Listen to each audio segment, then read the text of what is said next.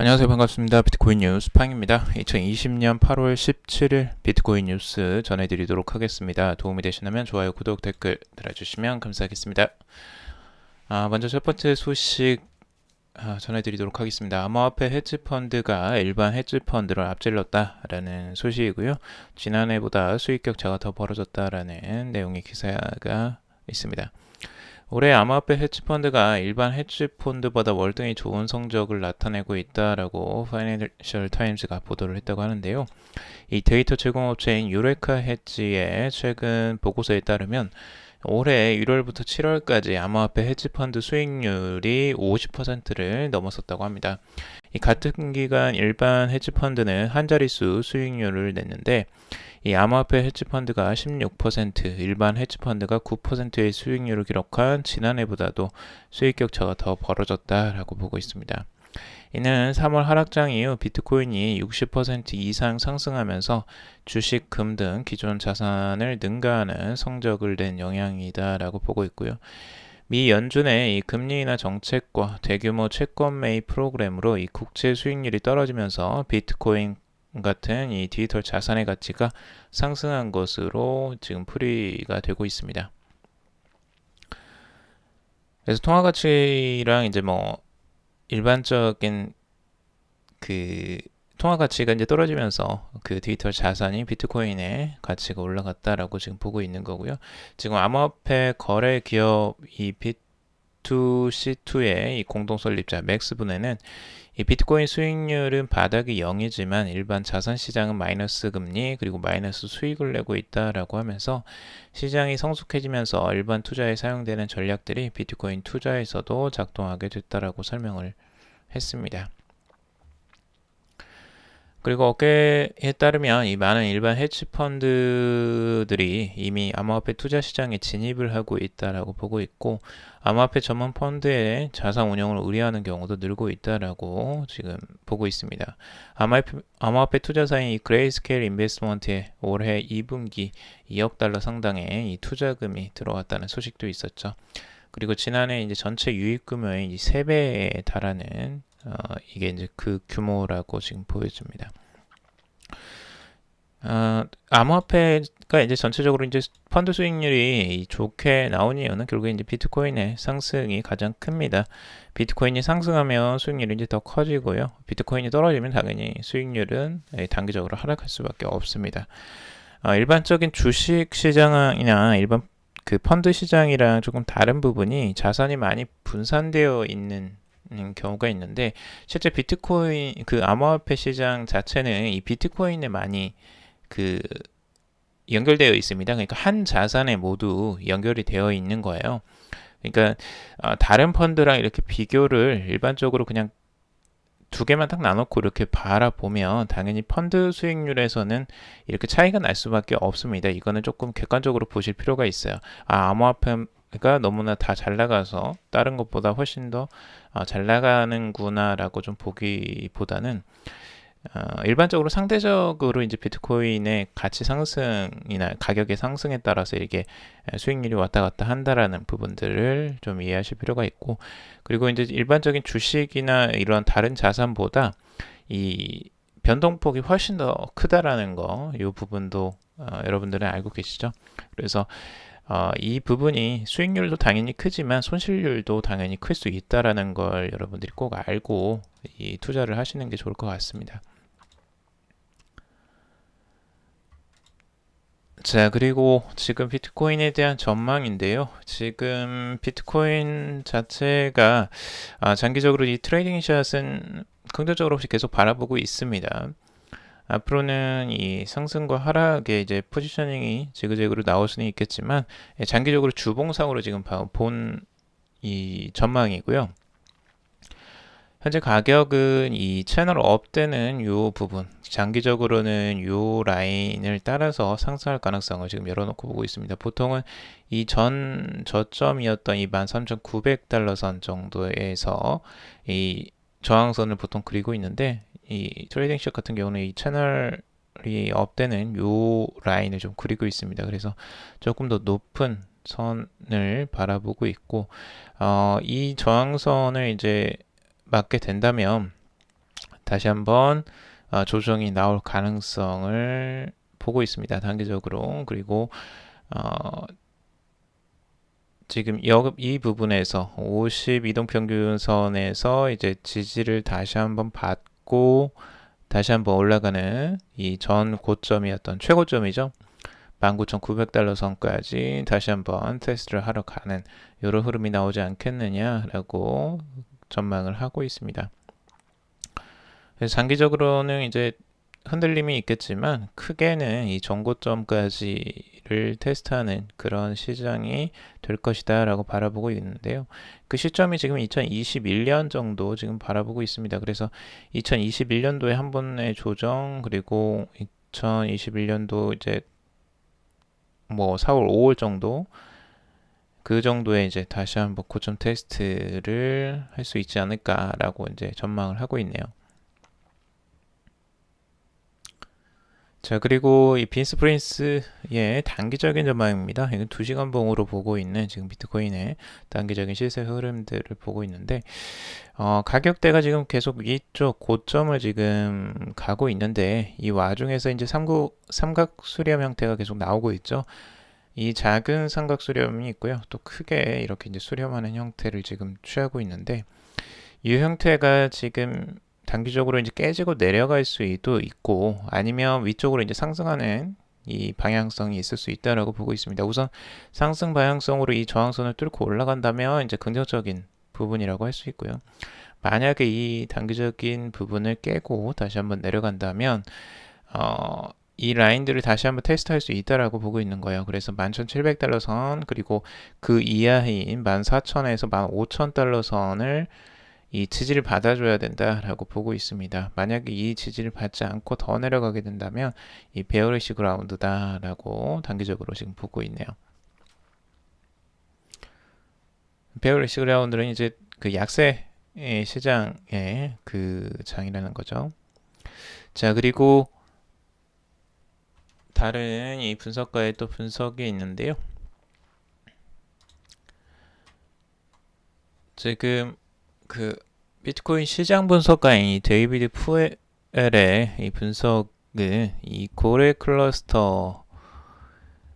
클러스터가 이 지금 이 9,000에서 12,000달러 범위 내에서 비트코인을 이 구매한 많은 대형 구매자들을 말합니다. 이들 때문에 이제 비트코인 가격이 14,000달러까지 급등할 수 있다라고 굉장히 긍정적으로 바라보고 있습니다. 지금 가격 이 매수 구간을 이 구간으로 보고 있어요. 지금 이 사람은 이 9,000에서 12,000달러가 이 고래들이 집중적으로 매집한 가격대라고 지금 바라보고 있는데 이제 그렇기 때문에 추가적으로 상승세가 당연히 나올 거라고 지금 바라보고 있고요. 긍정적으로 지금 보고 있습니다. 우선은 매수가가 여기인데 여기 이하로 이제 끝내지는 않겠죠. 당연히 그 이상으로 이제 올라갈 거라고 긍정적으로 보고 있고 여기에서는 이제 단기적으로 이 코로나 때문에 떨어졌던 요 형태에서 이제 매집 구간이 한 번 있었고 여기에서 이제 집중적인 가격대라고 지금 보고 있습니다. 그래서 뭐 만약에 이제 고래들이 여기에서 매집을 했다고 한다면 뭐 이 가격대도 그렇게 높은 가격대는 아니죠.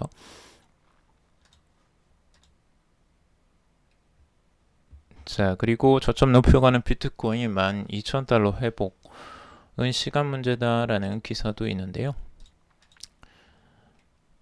다들 긍정적으로 바라보고 있습니다. 요즘 비트코인의 상승세가 그래도 계속 있기 때문에 계속 긍정적인 내용들이 나오고 있는 것으로 볼 수가 있고 이 암호화폐 데이터 저금 업체인 얼터너티브의 공포 탐욕 지수도 79에서 3포인트 오른 82를 지금 기록하고 있고 극단적 탐욕 단계까지 이제 들어가고 있습니다. 그만큼 많은 사람들이 심리적으로 굉장히 이제 욕심을 내기 시작하는 그 수준까지 이제 올라왔다고 보고 있고요.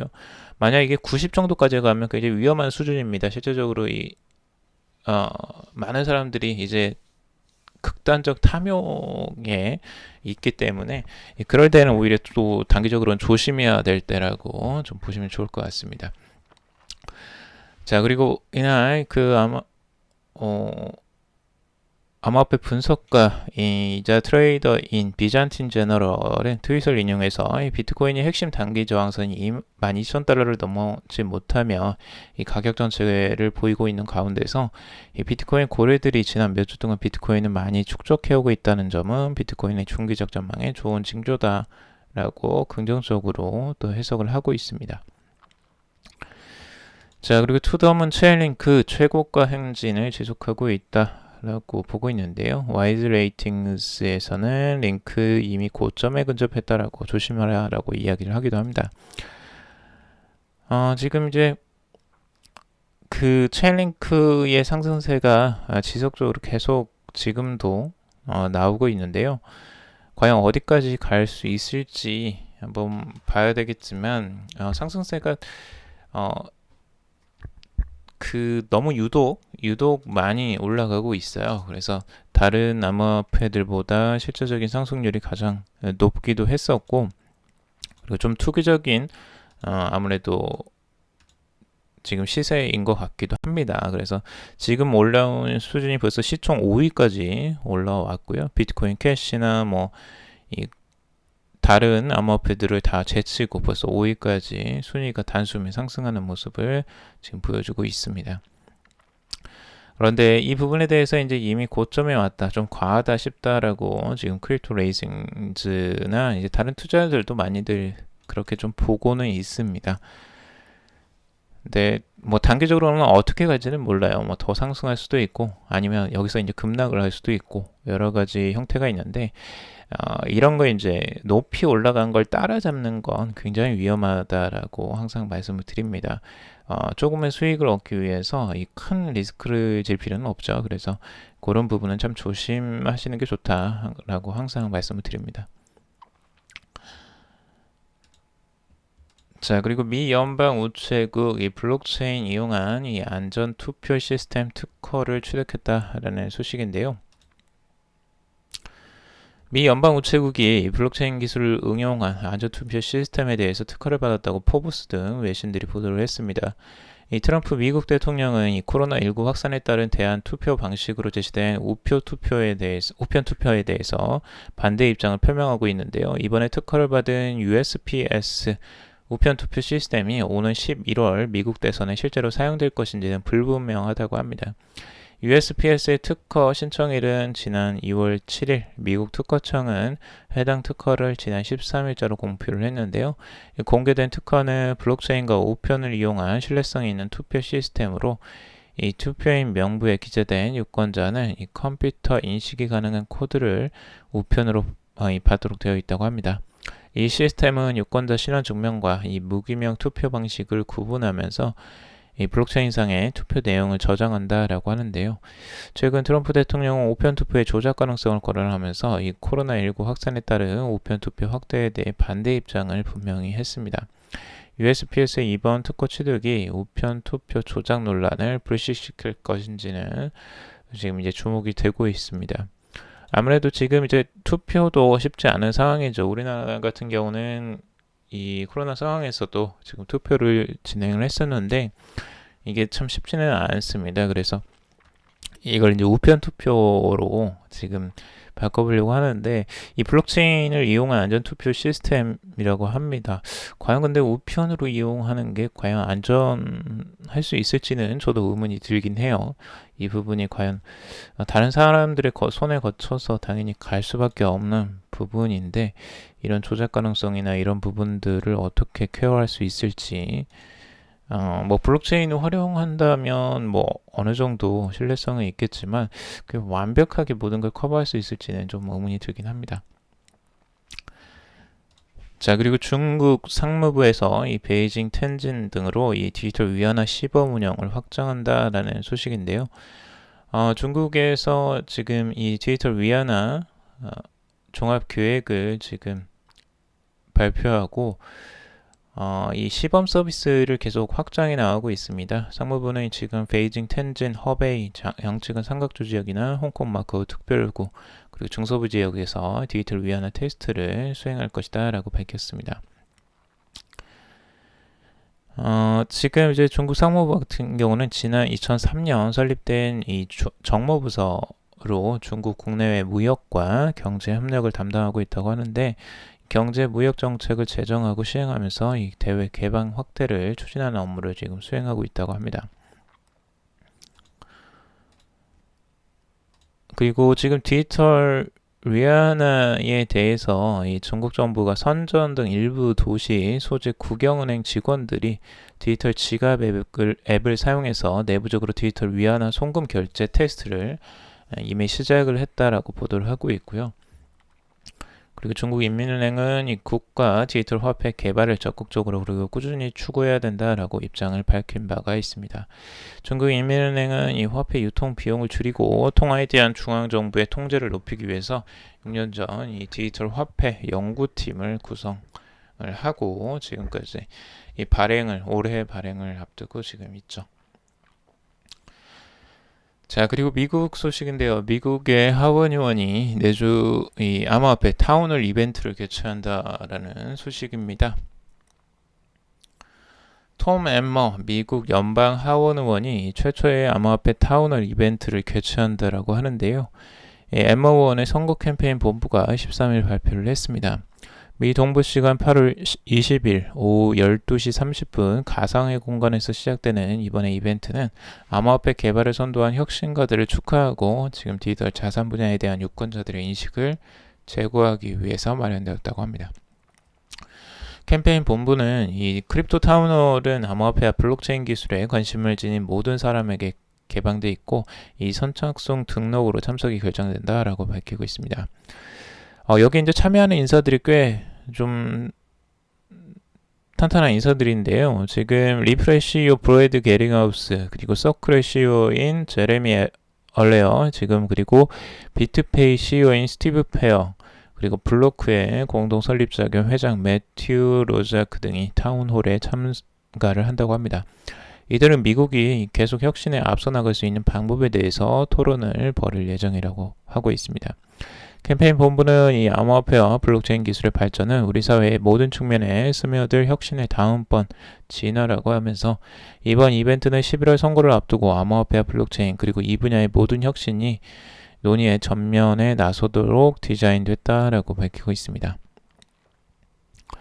이 공화당 소속으로 지금 이 미네소타 지역구로 든 이 엠머 의원은 연방의회 블록체인 코커스 공동 회장을 맡고 있다고 합니다.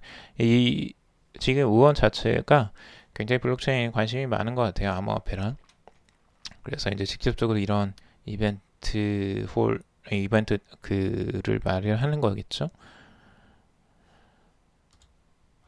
정치인들도 그만큼 이제 많은 관심을 또 갖고 있습니다. 암호화폐 쪽에. 그리고 KPMG 포스트 코로나 시대에 블록체인 투자가 증가할 전망이다라고 보고 있습니다.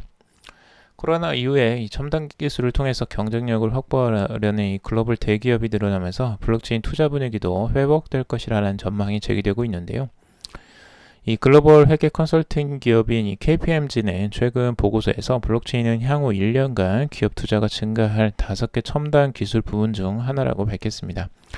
그리고 KPMG 인터내셔널과 HFS 리서치는 포브스 선정 2,000대 이 글로벌 상장 대기업의 경영진 900명을 대상으로 실시한 설문조사를 바탕으로 이 보고서 엔터프라이즈 리부트를 작성을 했다고 합니다. 지금 실질적으로 이 코로나 사태나 요즘 이제 경기 침체 상황 등을 발영해서 이 기업들이 첨단 기술 투자를 실제로는 대폭 축소를 지금 하고 있다고 합니다. 이 첨단 기술 중에서 이 블록체인 산업에 대한 가장 큰 충격을 지금 준 것으로 이제 확인이 되는데, 블록체인 투자금은 평균 63% 감소하면서 첨단 기술 부문 중 가장 높은 자금 손실률을 지금 보였다고 보고 있습니다. 그리고 블록체인의 가중평균 투자금은 1,800만 달러, 213억 상당으로 이 첨단 기술 중 최대 규모를 자랑했지만 이 코로나19 확산 이후에는 650만 달러, 약 77억 원 수준으로 급감해서 투자금이 두 번째로 적은 첨단 기술 부분이 되었다고 합니다. 반면에 이 글로벌 대기업들은 이 포스트 코로나 시대 생존 전략으로 블록체인과 같은 첨단 기술에 대한 투자를 고려하고 있는 것으로 지금 나타나고 있다고 합니다. 오히려 이 사태가 지금 디지털 이니셔티브를 이제 가속화하는 자극제가 됐다라고 보고 있고요. 오히려 투자를 지금 이제 확대할 것으로 기업들에서 지금 의견들이 나오고 있다라는 내용의 기사입니다. 자, 오늘 여기까지 정리를 해봤습니다. 여러분들 도움이 되셨길 바라고요. 도움이 되셨다면 좋아요, 구독, 댓글 달아주시면 감사하겠습니다. 투자에 관련된 정보들은 참고사항일 뿐이고 조언이 아니니 투자하실 때 여러분들 스스로 판단하시고 결정하시길 바라겠습니다. 금요일도 방송 들어주셔서 정말 감사합니다.